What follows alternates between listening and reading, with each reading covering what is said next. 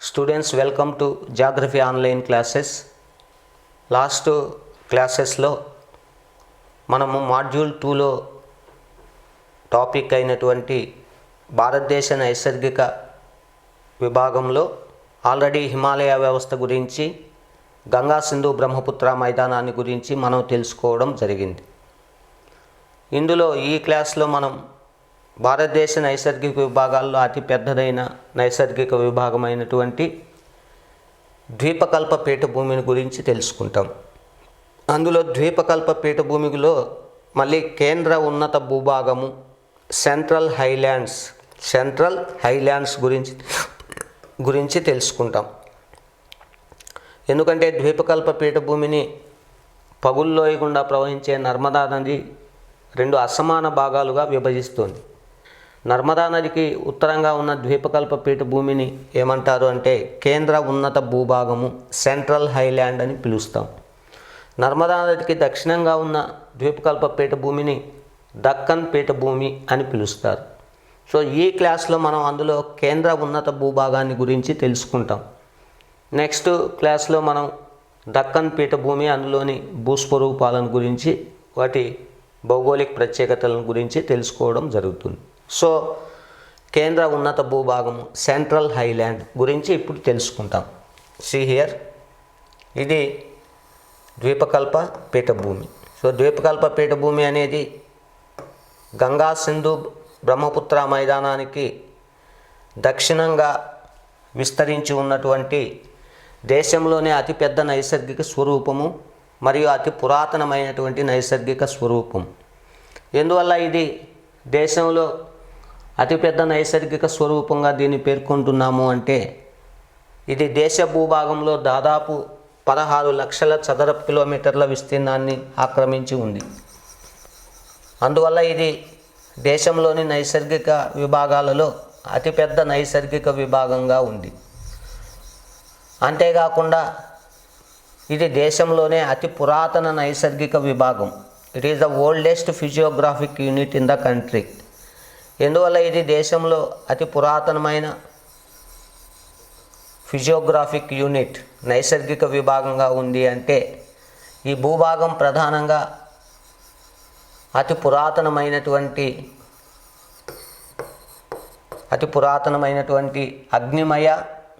అగ్నిమయ మరియు రూపాంతర శిలలచే ఏర్పడి ఉంది. ఇగ్నియస్ మరియు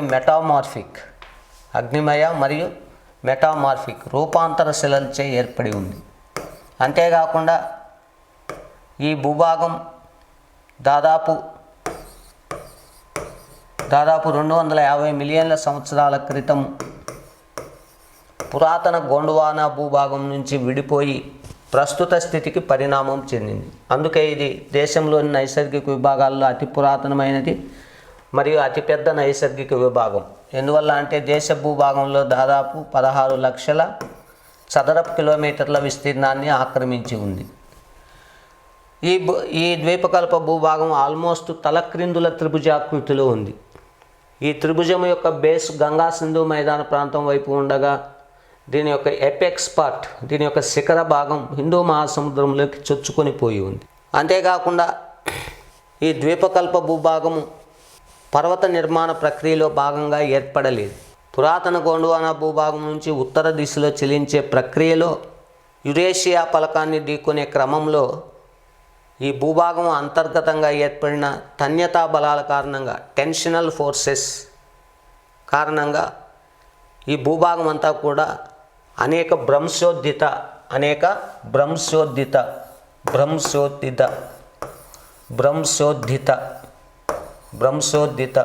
ఇంగ్లీష్లో అప్వర్డ్ ఫోల్డ్స్, భ్రంశోద్ధిత మరియు అప్వర్డ్ ఫోల్డ్స్ మరియు గలిత శిలా విన్యాసాలకు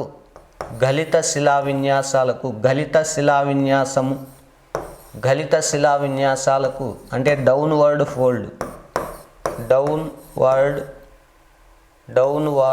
ఫోల్డ్ గలిత శిలా విన్యాసాలకు లోను కావడం వలన ఈ భూభాగం అంతా కూడా ఖండితాలుగా విభజితమైపోయింది.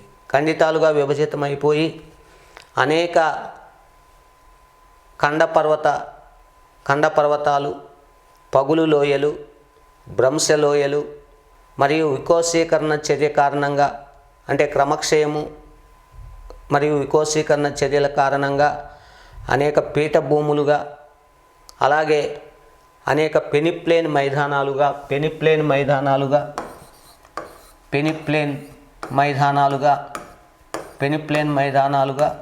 ఈ పీఠభూమి అంతా కూడా డిసెక్ట్ అయిపోయింది. అంటే నిజమైన పర్వత శ్రేణులు ద్వీపకల్ప పీఠభూమిలో మనకు కనిపించవు. మనం చెప్పుకుంటున్న పశ్చిమ కనుమలు కానీ, తూర్పు కనుమలు కానీ, వింధ్యా పర్వతాలు కానీ, సాత్పురా పర్వతాలు కానీ, ఇవన్నీ కూడా ట్రూ మౌంటైన్స్ కావు, వాస్తవ పర్వత నిర్మాణాలు కావు ఇవి.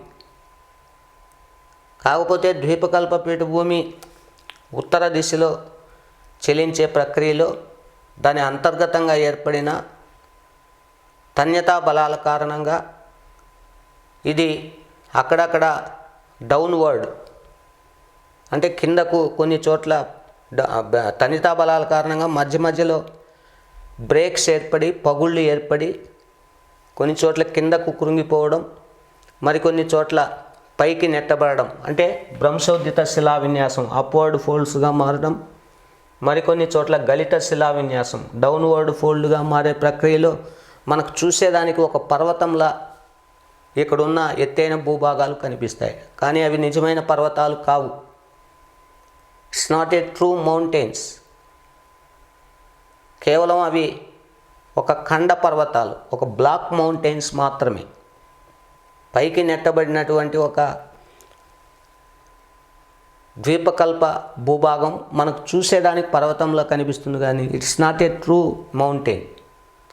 అలాగే భ్రంశలోయలు, ఇలా భ్రంశలోయలుగా మరియు ద్వీపకల్ప ఉపరితలంపై ప్రవహించే నదుల క్రమక్షయ చర్య కారణంగా ఈ ఎత్తైన ఖండ పర్వతాలు కాలక్రమంలో శిథిలమైపోయి అనేక చిన్న చిన్న పీఠభూములుగా, అలాగే వికోసీకరణ చర్య కారణంగా, డెన్యుడేషన్ చర్య కారణంగా, ప్రాసెస్ కారణంగా ఈ పీఠభూములు చిన్న చిన్న కొండలు, గుట్టలు శిథిలమైపోవడం వలన ఎలాంటి భూస్వరూప లక్షణాలు లేని పెనిప్లేన్ మైదానాలుగా ఈ ద్వీపకల్ప భూభాగం అంతా కూడా భిన్న రకాలైనటువంటి భూస్వరూప లక్షణాలను పొందడం జరిగింది.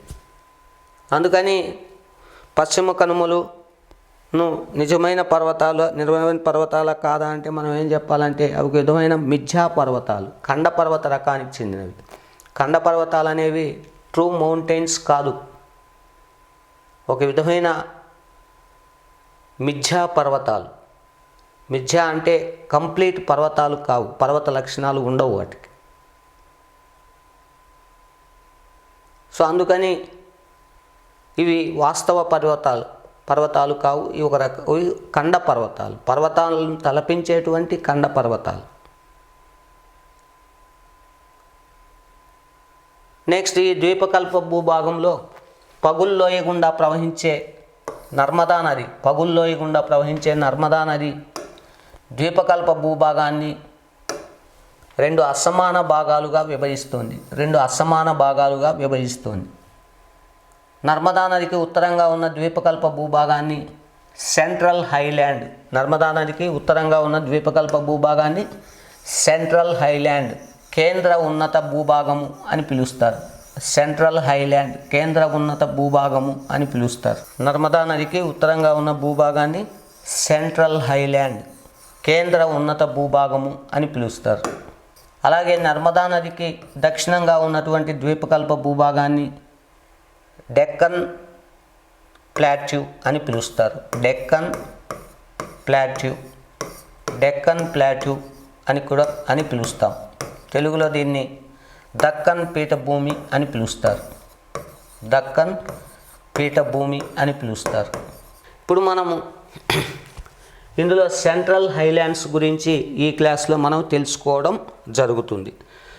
సో ఈ సెంట్రల్ హైలాండ్స్ అని వీటిని పిలుస్తాం. నర్మదా నదికి ఉత్తరంగా ఉన్న ద్వీపకల్ప భూభాగాన్ని సెంట్రల్ హైలాండ్ అని పిలుస్తాం. సో ఈ కేంద్ర ఉన్నత భూభాగానికి పశ్చిమ దిశలో ఏముంటాయంటే ఆరావళి పర్వతాలు ఉంటాయి. కేంద్ర ఉన్నత భూభాగానికి పశ్చిమ దిశలో ఆరావళి పర్వతాలు ఉంటాయి. ఆరావళి పర్వతాలు ఉంటాయి. అలాగే ఈ ఆరావళి పర్వతాలకు పశ్చిమాన మార్వార్ పీఠభూమి, మార్వార్ పీఠభూమి. సో ఈ మార్వార్ పీఠభూమిలోనే తారు ఎడారి ఉంటుంది. అలాగే ఆరావళి పర్వతాలకు తూర్పున మేవార్ పీఠభూమి ఉంటుంది. మేవార్ పీఠభూమి. అలాగే నెక్స్ట్ వన్ వచ్చి ఉత్తరాన ఉత్తరప్రదేశ్ మరియు మధ్యప్రదేశ్ రాష్ట్రాల్లో విస్తరించి ఏముంటుందంటే బుందేల్ఖండ్ పీఠభూమి.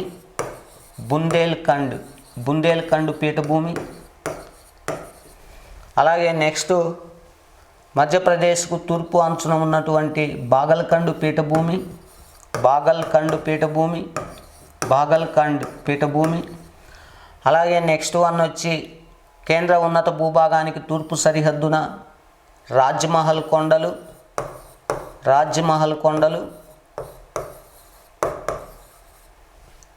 అలాగే రాజ్మహల్ కొండలకు ఈ బాగల్ఖండ్ పీఠభూమికి మధ్యలో విస్తరించి చోటానాగ్పూర్ పీఠభూమి.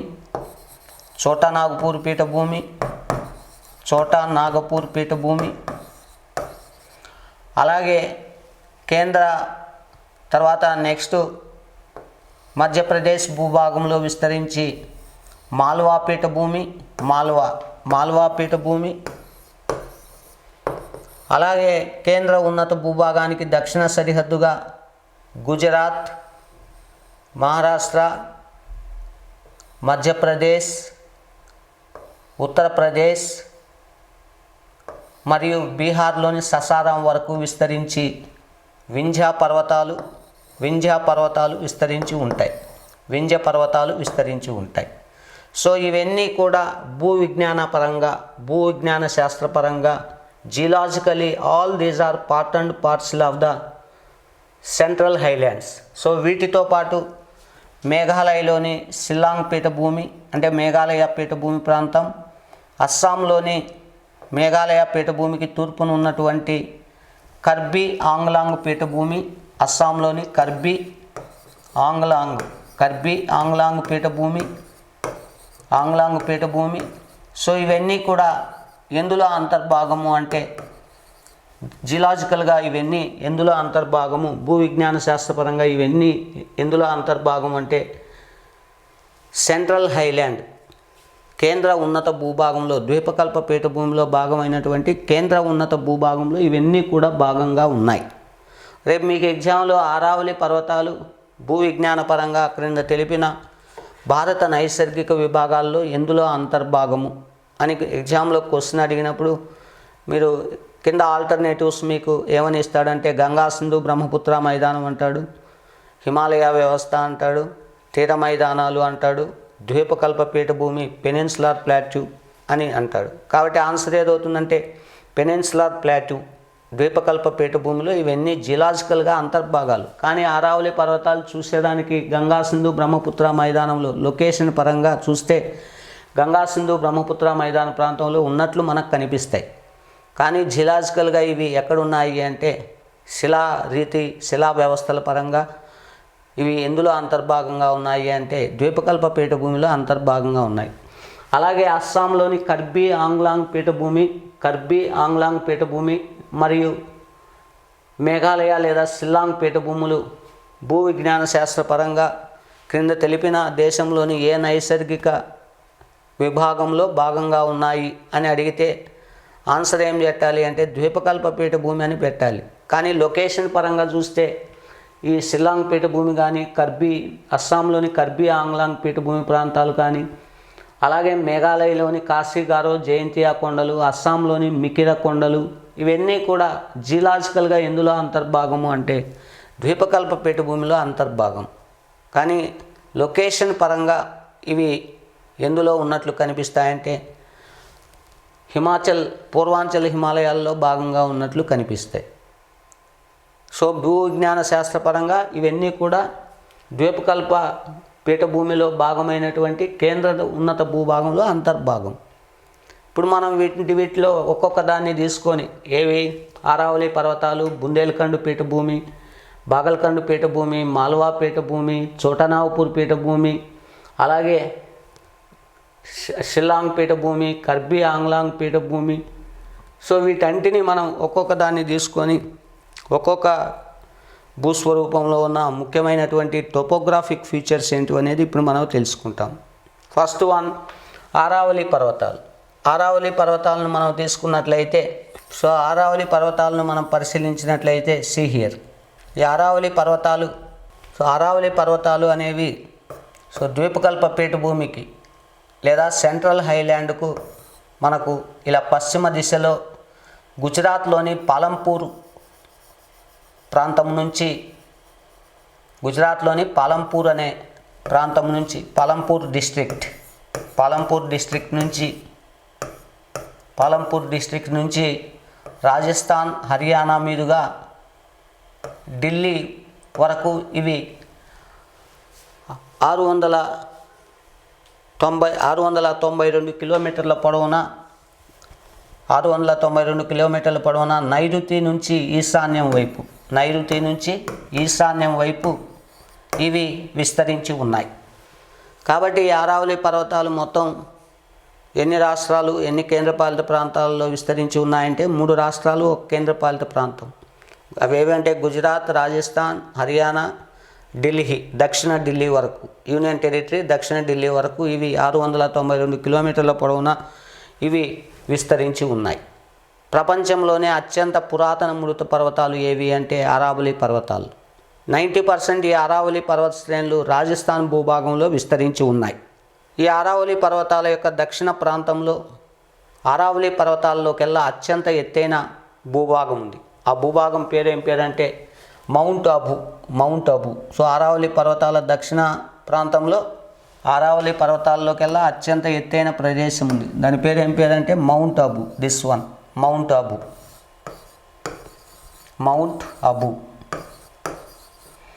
ఈ మౌంట్ అబు అనే ప్రాంతం రాజస్థాన్లోని ఏకైక వేసవి విడిది కేంద్రం ఏది అంటే మౌంట్ అబు.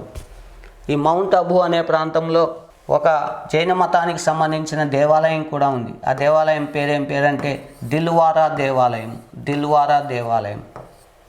అంతేకాకుండా ఈ మౌంట్ అబు ప్రాంతం అనేది రాజస్థాన్లోకెల్లా అత్యంత వర్షపాతం సంభవించే ప్రాంతం. రాజస్థాన్లో అత్యధిక వర్షపాతం సంభవించే ప్రాంతం మౌంట్ అబు ప్రాంతం. ఈ మౌంట్ అబు వద్దనే ఆరావళి పర్వతాల్లోకెల్లా అత్యంత ఎత్తైన శిఖరం ఉంది.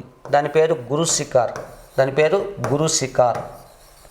ఈ గురు శిఖార్ హైట్ ఎంత అంటే 1722 మీటర్లు, 1722 మీటర్స్. అంతేకాకుండా ఈ ఆరావళి పర్వతాల్లో 2వ ఎత్తైన శిఖరం కూడా గురు శిఖారుకు సమీపంలోనే ఉంది. దాని పేరు శర్ శిఖరము లేదా దీన్ని సిరోహి శిఖరం. దీని హైట్ ఎంత అంటే 1597 మీటర్లు. అంతేకాకుండా ఈ ఆరావళి పర్వతాల్లో దక్షిణ భాగాన అంటే మౌంట్ అబు సమీపంలో పులుల సంరక్షణ కేంద్రమైనటువంటి సరిస్కా నేషనల్ పార్క్ కూడా ఉంది. సరిస్కా నేషనల్ పార్క్ కూడా ఉంది. అంతేకాకుండా ఈ ఆరావళి పర్వతాల యొక్క ఉత్తరాన ప్రఖ్యాతిగాంచిన కాపర్ మైన్ అంటే రాగి గని, దాని పేరేం పేరంటే కేత్రి గనులు. ఈ కేత్రి గనులు ఈ ప్రాంతంలోనే కేత్రి కొండల్లో ఉన్నాయి. అదేవిధంగా ఈ ఆరావళి పర్వతాల యొక్క దక్షిణ భాగంలో తూర్పు వైపుగా ఏ నది ప్రవహిస్తుందంటే బనాస్ నది ప్రవహిస్తుంది. బనాస్ నది తూర్పుగా ప్రవహిస్తూ ఉంటే బనాస్ నది ఇటువైపున ఆరావళి పర్వతాలకు పశ్చిమంగా ఇటువైపున లూని నది ప్రవహిస్తుంది. అంతేకాకుండా ఈ బనాస్ నది పరివాహక ప్రాంతంలో చారిత్రకంగా ప్రసిద్ధి చెందినటువంటి మేవార్ పీఠభూమి ప్రాంతం, మేవార్, ఇదంతా కూడా మేవార్ పీఠభూమి ప్రాంతం. అలాగే లూని నది పరివాహక ప్రాంతంలో ఆరావళి పర్వతాలకు పశ్చిమాన ఏముంటుంది అంటే మార్వార్ పీఠభూమి ప్రాంతం ఉంటుంది. మార్వార్ పీఠభూమి ప్రాంతం ఉంటుంది. మార్వార్ పీఠభూమి ప్రాంతం ఉంటుంది. నెక్స్ట్ ఈ ఆరావళి పర్వతాల్లో కొన్ని ముఖ్యమైనటువంటి కనుమలు, పాసెస్ ఉన్నాయి. ఆ కనుమలు ఏవంటే ఒకటి Goran ghat pass. Goran ghat pass, ఈ గోరన్ ఘాట్ పాసు ఆరావళి పర్వతాల దక్షిణాన, ఆరావళి పర్వతాల దక్షిణాన ఇటువైపు సిరోహి, అలాగే ఆరావళి పర్వతాలకు తూర్పున ఉదయ్పూర్. సో ఈ ఉదయ్పూర్ మరియు ఆరావళి పర్వతాలకు పశ్చిమాన ఉన్నటువంటి సిరోహి ప్రాంతాలను కనెక్ట్ చేసేటువంటి ఆరావళి పర్వతాల్లో ఉన్న కనుమ పేరు ఏం పేరంటే గోరన్ ఘాట్. దాని పేరు ఏం పేరు? గోరన్ ఘాట్ కనుమ. గోరన్ ఘాట్ కనుమ. అలాగే ఇంకోటి హల్దీ ఘాట్ కనుమ. హల్దీ ఘాట్ కనుమ ఎక్కడుంది అంటే ఆరావళి పర్వతాలకు పశ్చిమాన రాజసమండ్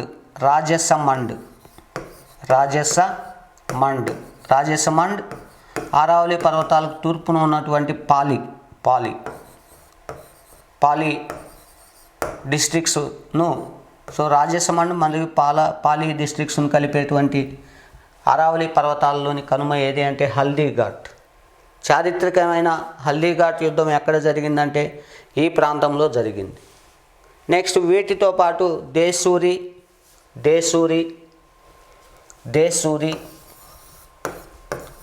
పిప్లీ ఘాట్,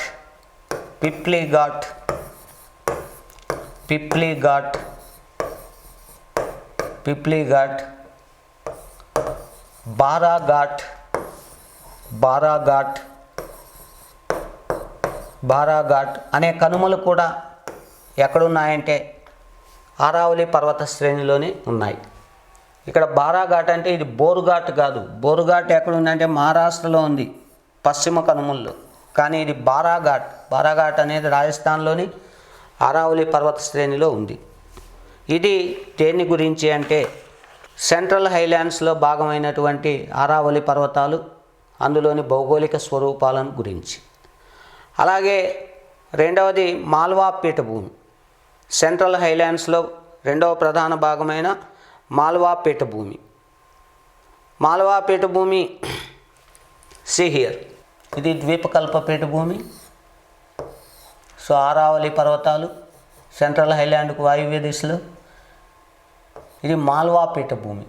సో ఆరావళి పర్వతాలకు తూర్పుగా ఇదంతా కూడా మాల్వా పీఠభూమి కిందికి వస్తుంది, మాల్వా పీఠభూమి.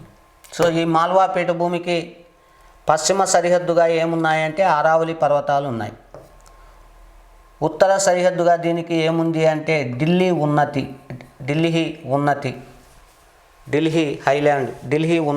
ఉత్తర సరిహద్దుగా దీనికి ఉంది. అలాగే ఢిల్లీ మరియు బుందేల్ఖండ్ ఉన్నతి, బుందేల్ఖండ్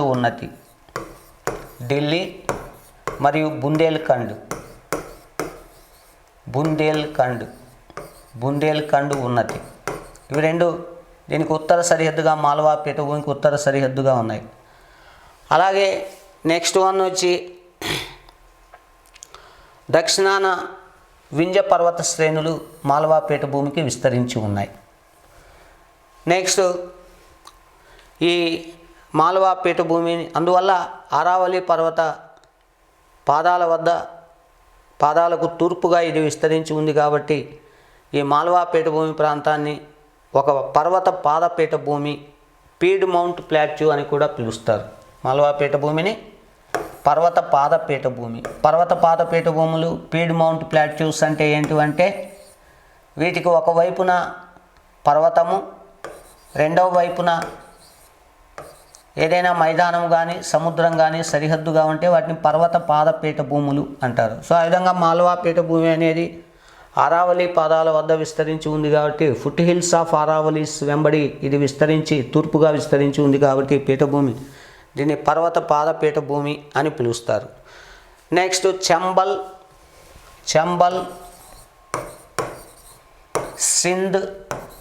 సింధ్, బెట్వా మరియు మహీ నదులు ఈ మాల్వా పీఠభూమి ప్రాంతం గుండా ప్రవహిస్తున్నాయి. ఇందులో మహీ నది గ్వాలియర్ వద్ద జన్మించి పశ్చిమ దిశలో ప్రవహించి గల్ఫ్ ఆఫ్ కంబట్ వద్ద అరేబియాలో కలుస్తుండగా మిగిలిన చంబల్, బెట్వా అలాగే సింధు నదులన్నీ కూడా యమునా నదితో కలుస్తున్నాయి.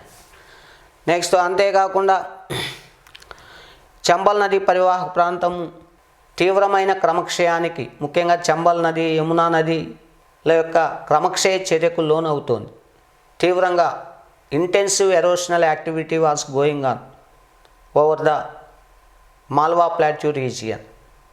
సో దీని కారణంగా ఈ నదులు చంబల్, యమునా నదుల క్రమక్షయ చర్య కారణంగా ఈ మాల్వా పీఠభూమి ప్రాంతం అంతా కూడా మధ్యలో అవనాలికలు, అవనాలికలు అనేవి అంటే భూ ఉపరితలం అంతా శైథిల్యము మరియు క్రమక్షయం చెందడం వలన భూ ఉపరితలంపై ర్యావైన్స్ తెలుగులో వీటిని అవనాలికలు అంటారు. అచ్చ తెలుగులో చెప్పాలి అంటే వంకలు అని కూడా చెప్పచ్చు, చిన్న వంకలు.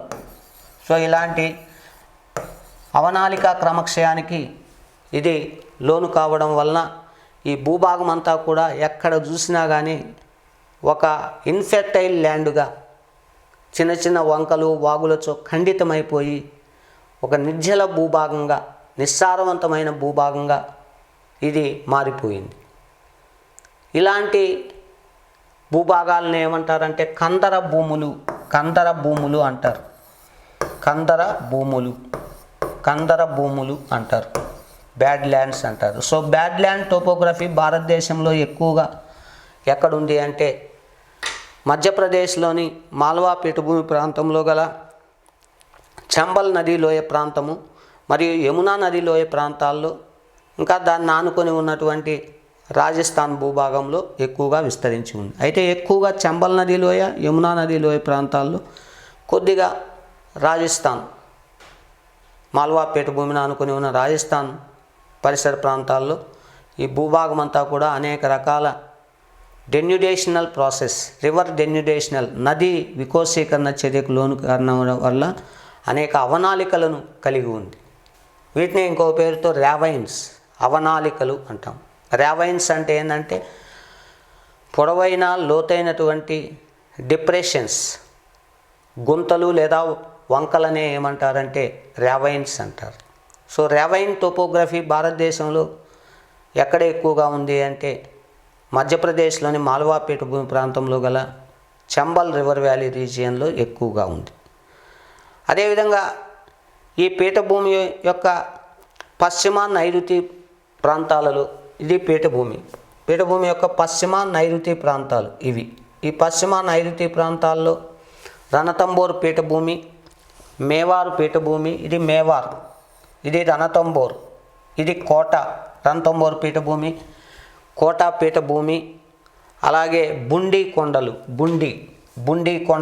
సో బుండి కొండలు ఎక్కడున్నాయంటే మధ్యప్రదేశ్లోని మాల్వా పీఠభూములు. ఎగ్జామ్లు అడగచ్చు, బుండి కొండలు ఎక్కడున్నాయి? మధ్యప్రదేశ్లోని మాల్వా పీఠభూమి ప్రాంతంలో ఉన్నాయి. నెక్స్ట్ అదేవిధంగా రణతంబోర్ నేషనల్ పార్కు మరియు శివపురి వన్యమృగ సంరక్షణ కేంద్రాలు కూడా ఈ మాల్వా పీఠభూమి ప్రాంతంలో ఉన్నాయి. సరిస్కా పులి సంరక్షణ కేంద్రం లేదా సరిస్కా వన్యమృగ సంరక్షణ కేంద్రం ఎక్కడుందంటే ఆరావళి పర్వతాల్లో దక్షిణాన రాజస్థాన్ రాష్ట్రంలో ఉన్నాయి. అలాగే Ranthambore national park, Shivapuri sanctuary ఇవన్నీ కూడా మధ్యప్రదేశ్లోని మాల్వా పీఠభూమిలో ఉన్నాయి. ఇది మాల్వా పీఠభూమి గురించి. నెక్స్ట్ వన్ సెంట్రల్ హైలాండ్లో మూడవ భాగం బుందేల్ఖండ్ పీఠభూమి. సో ఇది ద్వీపకల్ప పీఠభూమి, ఆరావళి పర్వతాలు, మాల్వా పీఠభూమి, ఇది బుందేల్ఖండ్ పీఠభూమి. ఈ బుందేల్ఖండ్ పీఠభూమి ప్రాంతం ఉత్తరప్రదేశ్, మరియు మధ్యప్రదేశ్ రాష్ట్ర భూభాగాల్లో విస్తరించి ఉంది. సో ఈ బుందేల్ఖండ్ పీఠభూమి ఎక్కడుంది అంటే యమునా నదికి దక్షిణాన, ఇది యమునా నది. సో యమునా నదికి దక్షిణాన మరియు మాల్వా పీఠభూమికి తూర్పులో తూర్పు వైపున గల మెట్ట ప్రాంతాలే మాల్వా పీఠభూమికి తూర్పు వైపున ఉన్నటువంటి యమునా నదికి దక్షిణాన, మాల్వా పీఠభూమికి తూర్పు వైపున ఉన్నటువంటి మెట్ట ప్రాంతాన్ని, మధ్యప్రదేశ్ ఉత్తరప్రదేశ్ రాష్ట్రాల్లో విస్తరించి ఉన్నటువంటి పీఠభూమి ప్రాంతాన్నే బుందేల్ఖండ్ పీఠభూమి, బుందేల్ఖండ్ పీఠభూమి అని పిలుస్తారు. సో ఈ బుందేల్ఖండ్ పీఠభూమి అనేది సాంస్కృతిక పరంగా భౌగోళిక పరంగా అత్యంత ముఖ్యమైన ప్రాంతం. సో అందుకే దీన్ని బుందేల్ఖండ్ సాంస్కృతిక మరియు భౌగోళిక ప్రాంతంగా పిలుస్తాం. సాంస్కృతికంగా అంటే ఇక్కడ ప్రజల యొక్క జీవన విధానాలు కానీ, వారి ఆహారపు అలవాట్లు కానీ, సో వారి యొక్క ఇతర రకాలైన సాంస్కృతికపరమైన అంశాల పరంగా it's a peculiar geographical region. Resource పరంగా చాలా వెనకబడిన ప్రాంతం. ఇక్కడ వనరులు అనేవి చాలా తక్కువగా ఉన్నాయి. అందుకే బుందేల్ఖండ్ పీఠభూమి ప్రాంతం అనేది అత్యంత వెనకబడిన ప్రాంతం ఆర్థికంగా. అందుకే బుందేల్ఖండ్ ప్రాంత ప్రజలు సపరేట్ స్టేట్ చేయాలి, ప్రత్యేక రాష్ట్రంగా ఏర్పాటు చేస్తూ ఈ ప్రాంత అభివృద్ధికి ప్రత్యేకమైన డెవలప్మెంటల్ మరియు వెల్ఫేర్ ప్రోగ్రామ్స్ చేపట్టి ఈ ప్రాంత అభివృద్ధికి కృషి చేయాలని ఈరోజు ఇక్కడ ఉత్తరప్రదేశ్ రాజకీయ నాయకత్వాన్ని కోరడం జరుగుతోంది. నెక్స్ట్ వన్ వచ్చి బుందేల్ఖండ్ తర్వాత చారిత్రకంగా ప్రసిద్ధి చెందిన ఖజురహో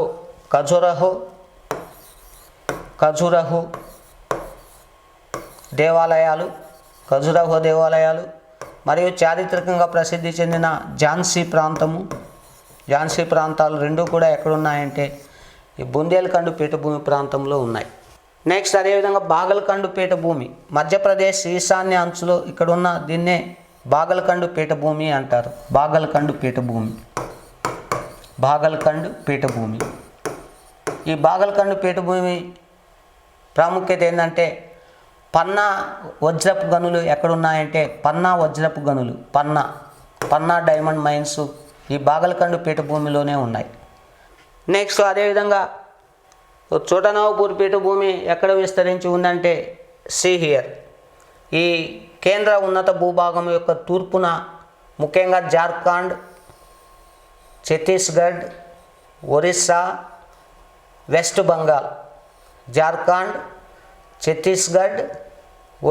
వెస్ట్ బెంగాల్ ఈ 4 రాష్ట్ర భూభాగాల్లో చోటనాగ్పూర్ పీఠభూమి విస్తరించి ఉంది. ఎక్కువగా 60% ఈ చోటనాగ్పూర్ పీఠభూమి జార్ఖండ్ రాష్ట్రంలో ఉంది. మిగిలింది ఛత్తీస్గఢ్, ఒరిస్సా, వెస్ట్ బెంగాల్ రాష్ట్రాల్లో విస్తరించి ఉంది. ఈ చోటనాగ్పూర్ పీఠభూమిని ఇంకొక పేరుతో రూర్ ఆఫ్ ఇండియా అని పిలుస్తారు. రూర్ అనే ప్రాంతం జర్మనీలో ఉంది.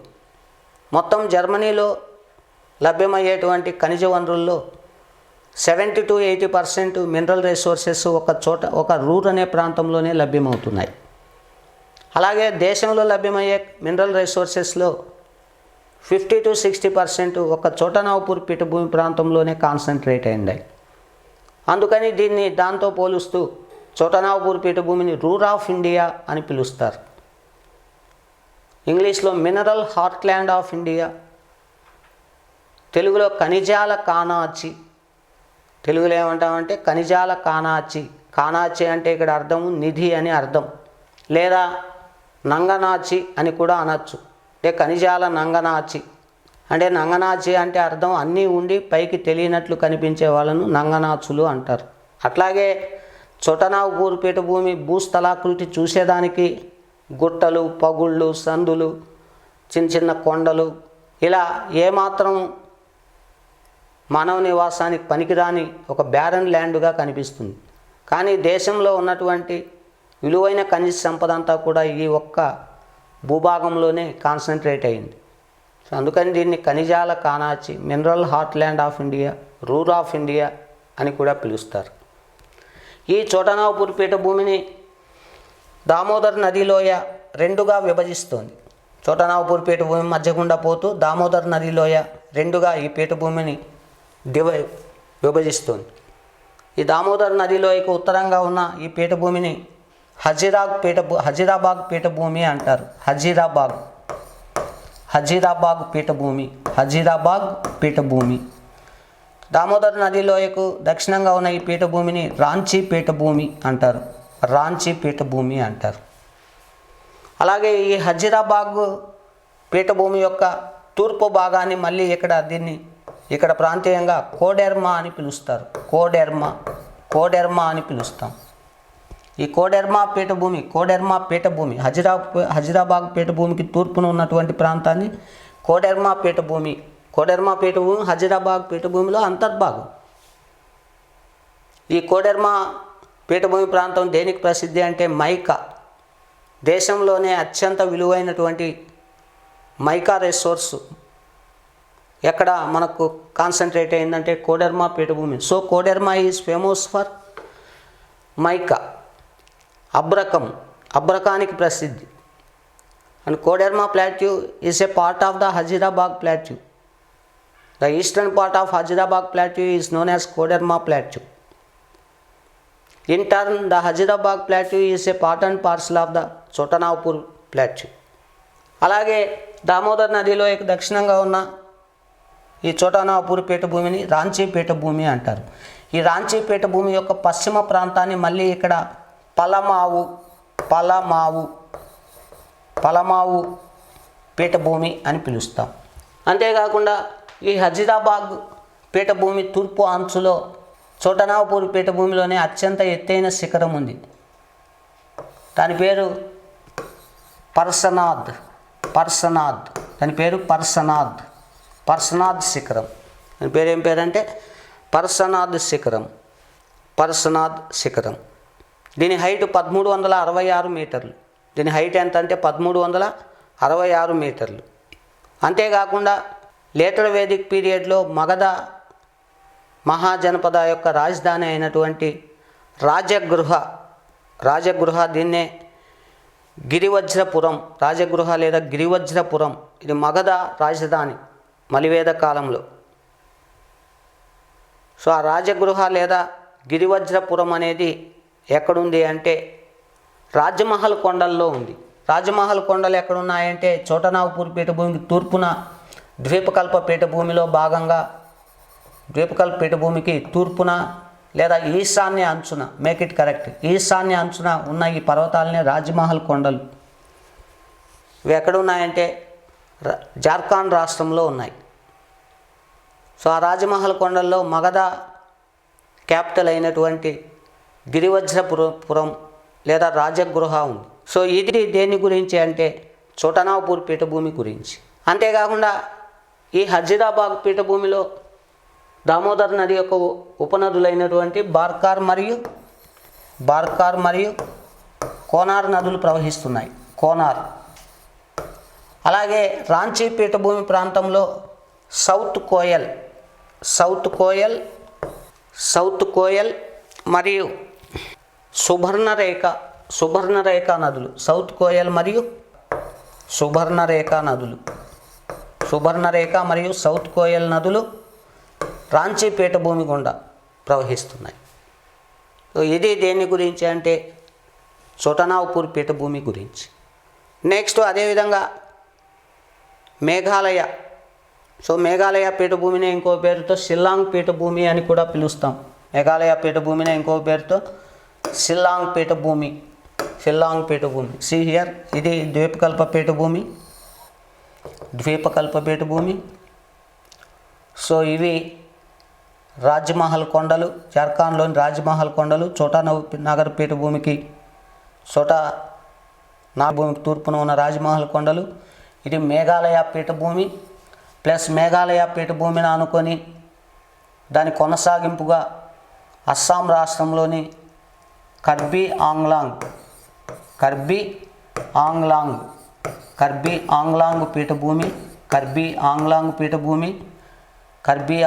పీఠభూమి మరియు ఇందులో భాగమైనటువంటి అస్సాంలోని మికిర కొండలు మరియు నార్త్ కచార్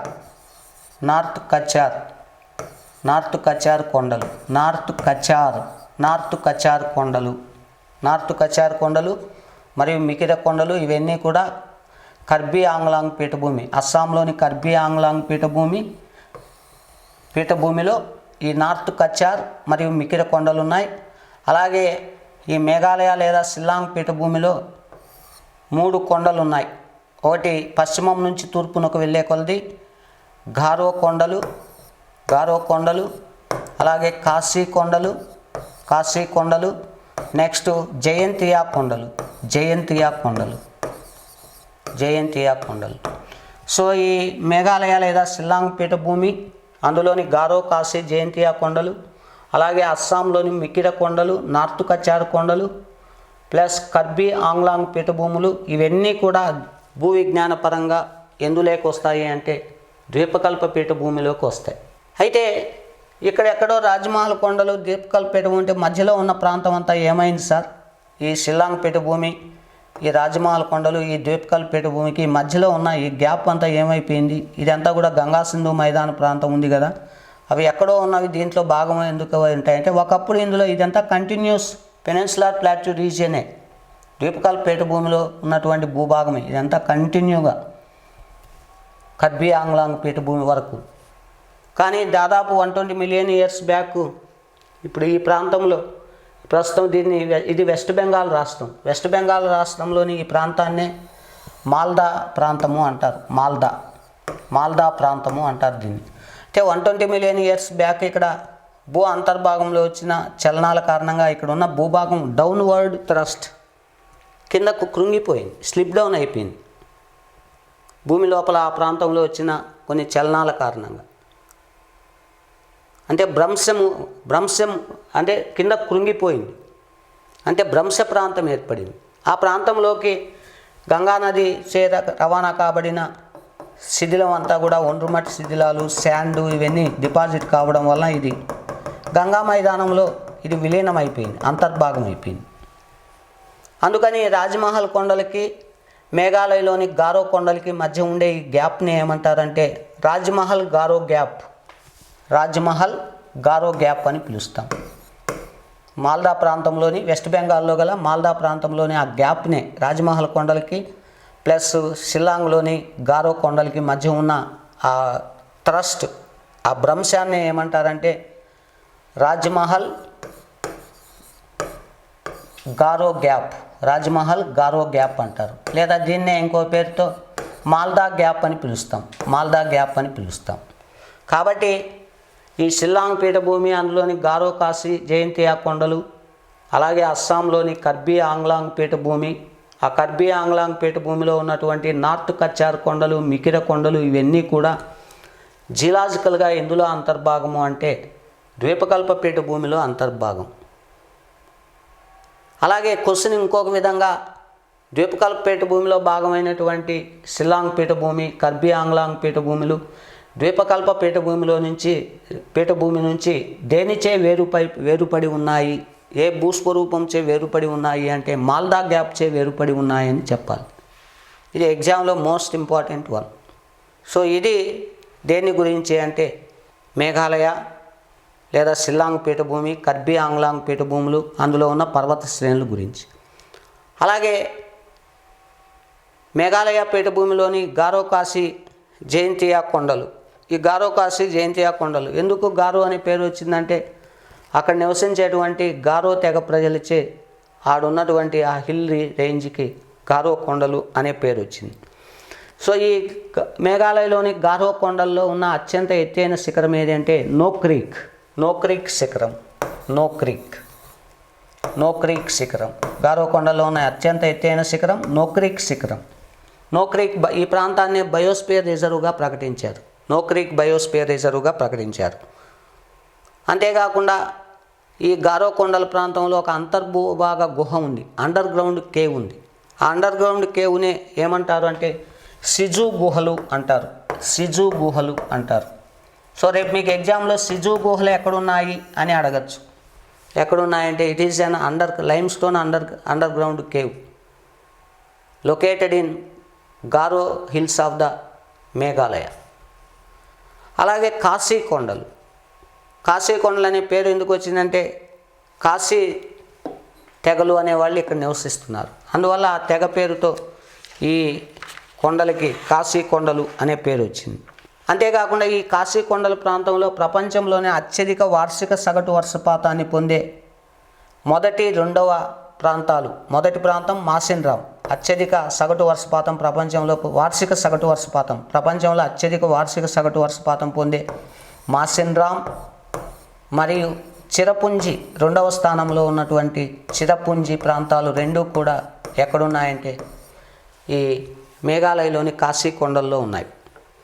అలాగే జయంతియా కొండలు అనే పేరు ఎందుకు వచ్చింది అంటే జయంతియా అనే తెగలు ఇక్కడ నివసిస్తున్నారు, అందుకని దీనికి ఆ పేరు వచ్చింది.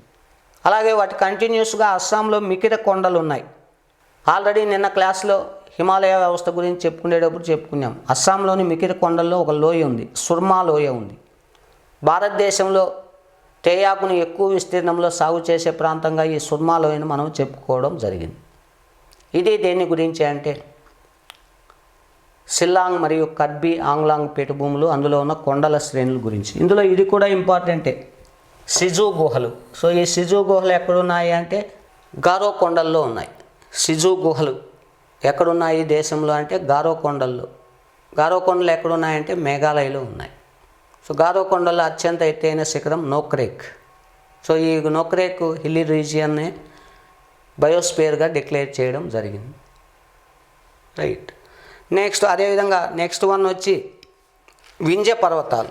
సో వింధ్య పర్వతాలు అనేవి కేంద్ర ఉన్నత భూభాగానికి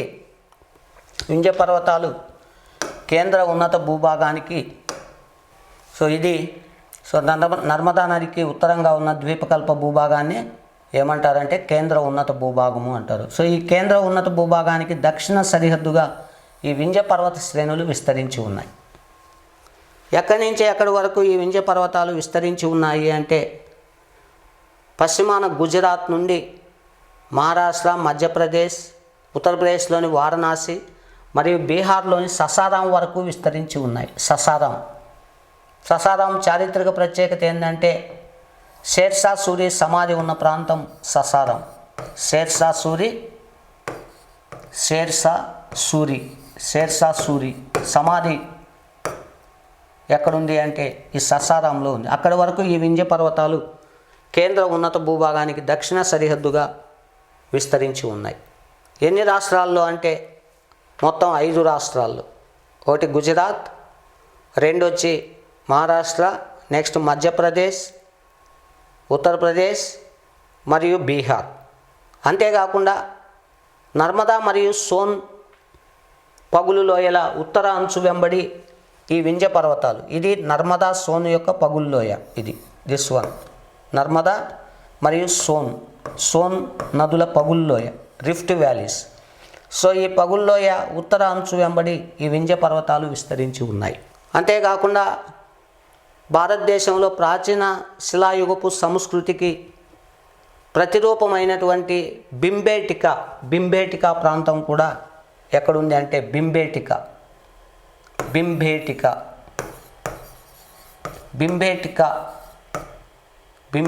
ప్రాంతం ప్రాచీన శిలాయుగం, పేలియోలిథిక్ పీరియడ్. ప్రాచీన శిలాయుగపు సంస్కృతికి చెందినటువంటి ఆదిమ మానవులు ఇక్కడ బింబేటికా గుహల్లో నివసించారు. సో ఆ బింబేటికా గుహలు కూడా ఎక్కడున్నాయి అంటే వింధ్య పర్వత శ్రేణుల్లో, మధ్యప్రదేశ్లోని వింధ్య పర్వత శ్రేణుల్లో ఉన్నాయి. అలాగే వింధ్య పర్వతాల్లో అత్యంత ఎత్తైన శిఖరం ఏది అంటే పావుగడ. ఈ పావుగడ గుజరాత్లో ఉంది. దీని హైట్ ఎంత అంటే 829 మీటర్లు. సో ఇక్కడ గుజరాత్లో ఈ పావుగడ ప్రాంతం ఉంది. ఇది వింధ్య పర్వతాల్లో అత్యంత ఎత్తైన శిఖరం పావుగడ. దీని హైట్ 829 మీటర్లు, 829 మీటర్స్. అదేవిధంగా ఈ వింధ్య పర్వతాలను ప్రాంతీయంగా వివిధ పేర్లతో పిలుస్తారు. పశ్చిమాన సాత్మలా కొండలు అని, ఏమని పిలుస్తారంటే సాత్మలా కొండలు. వింధ్య పర్వతాల యొక్క పశ్చిమ భాగాన్ని సాత్మలా కొండలు. అలాగే మధ్య భాగాన్ని రాంచీ కొండలు. అలాగే తూర్పు భాగాన్ని, వింధ్య పర్వతాల యొక్క తూర్పు భాగాన్ని ఇక్కడ బీహార్ మరియు ఉత్తరప్రదేశ్ రాష్ట్రాల్లో వీటిని కైమూర్ శ్రేణులు లేదా కైమూర్ కొండలు అని పిలుస్తారు. కైమూర్ కొండలు అని పిలుస్తారు. అదేవిధంగా ఉత్తర భారతదేశానికి, దక్షిణ భారతదేశానికి ఈ వింధ్య పర్వత శ్రేణి ఒక వాటర్ షెడ్గా పనిచేస్తుంది, జల విభాజక క్షేత్రంగా పనిచేస్తుంది.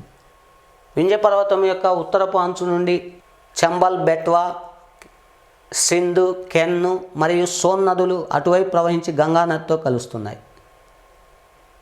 వింధ్య పర్వతాల యొక్క దక్షిణ అంచులో జన్మించినటువంటి నర్మదా, తపతి లాంటి నదులు, పంజల్, బంజర్, అలాగే తావా, ఈ నదులన్నీ కూడా ఇలా సౌత్ వెస్ట్గా ప్రవహించి అరేబియాలో కలుస్తున్నాయి. సో అందుకని ఉత్తర భారతదేశానికి, దక్షిణ భారతదేశానికి ఒక జల విభాజక క్షేత్రంగా మధ్యలో పనిచేస్తున్న భూభాగం ఏదంటే వింధ్య పర్వత శ్రేణి. అలాగే బాంధవనగర్ నేషనల్ పార్క్, బాంధవనగర్ నేషనల్ పార్కు, పన్నా నేషనల్ పార్కు, ఇవన్నీ కూడా బాంధవగఢ్ నేషనల్ పార్కు, పన్నా నేషనల్ పార్కులన్నీ కూడా మధ్యప్రదేశ్లోని బాగల్కండ్ పీఠభూమిలో వింధ్య పర్వత శ్రేణిలో ఉన్నాయి. అంతేకాకుండా రెడ్ శాండ్ స్టోన్ అంటే కట్టడాల్లో, నిర్మాణాల్లో విస్తృతంగా ఉపయోగించే రెడ్ శాండ్ స్టోన్, ఎర్రటి ఇసుకరాయి నిక్షేపాలు ఎక్కువగా వింధ్య పర్వత శ్రేణుల్లోనే లభ్యమవుతున్నాయి. ఇది దేని గురించి అంటే ద్వీపకల్ప పీఠభూమిలో అంతర్భాగమైనటువంటి కేంద్ర ఉన్నత భూభాగాన్ని గురించి. సో నెక్స్ట్ క్లాస్లో మనం దేని గురించి తెలుసుకుంటామంటే ద్వీపకల్ప పీఠభూమిలో నర్మదా నదికి దక్షిణంగా ఉన్న ఈ భూభాగాన్ని దక్కన్ పీఠభూమి అంటారు. సో ఆ దక్కన్ పీఠభూమి గురించి రేపు క్లాస్లో మనం తెలుసుకోవడం జరుగుతుంది. Thank you very much.